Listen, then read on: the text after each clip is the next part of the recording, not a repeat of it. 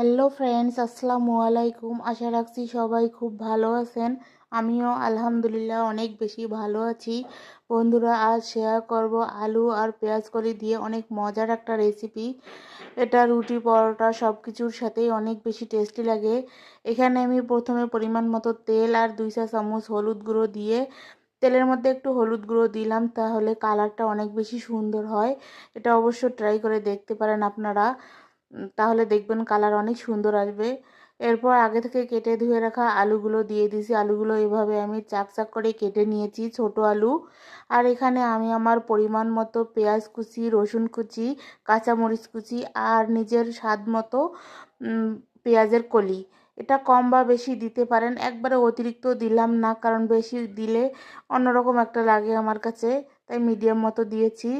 আর এখানে স্বাদ মতো হলুদ গুঁড়ো তো আগেই দিয়েছি, জিরা গুঁড়া আর ধনিয়ার গুঁড়া 2 চা চামচ, আর স্বাদ মতো লবণ দিয়ে এখন ভালোভাবে কষিয়ে নিব কিছু সময়।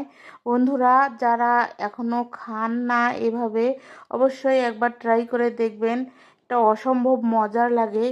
আর একটু এখন ঢেকে ফুটে আসা পর্যন্ত রান্না করে নিব। দেখুন একটু পানিও ছেড়ে আসছে। এখন আবারও কষিয়ে নিব। যারা খাননি এভাবে অবশ্যই খেয়ে দেখবেন, অনেক বেশি টেস্টি হয়। আমার যখন মাছ মাংস কোনো কিছু খেতে ভালো লাগে না, আমি এভাবেই করি। আর এটা আমার অনেক বেশি প্রিয় একটা তরকারি। এটা আমি রুটি করলেও আমার রুটির সাথেও ভালো লাগে, আবার ভাতের সাথেও অনেক বেশি ভালো লাগে। দেখুন খুব ভালোভাবে কষানো হয়ে গেছে। আলুটা প্রায় হাফ সিদ্ধ হয়ে গেছে। এখন পরিমাণ মতো পানি দিয়ে সিদ্ধর জন্য ঢেকে রান্না করব। বন্ধুরা, যারা ফেসবুক পেজ থেকে দেখছেন, প্লিজ পেজটা ফলো দিয়ে সাথে থাকবেন। আর অবশ্যই আমাকে সাথে পাবেন। আর ইউটিউব থেকে দেখলে প্লিজ চ্যানেলটা সাবস্ক্রাইব করে পাশে থাকবেন। অবশ্যই আপনারা ব্যাক পেয়ে যাবেন যারা আমার চ্যানেলটা সাবস্ক্রাইব করে দেবেন।